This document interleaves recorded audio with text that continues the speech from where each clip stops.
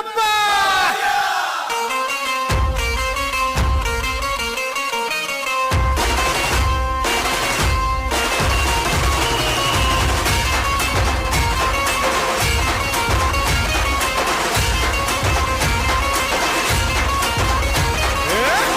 नमन करुणी वंदन इडा मांडून इडा देवाला इडा गावाला इडा पाटलाला इडा मंडळीला आम्ही सांगतो नमन तुम्ही ऐका हो गुणीजन.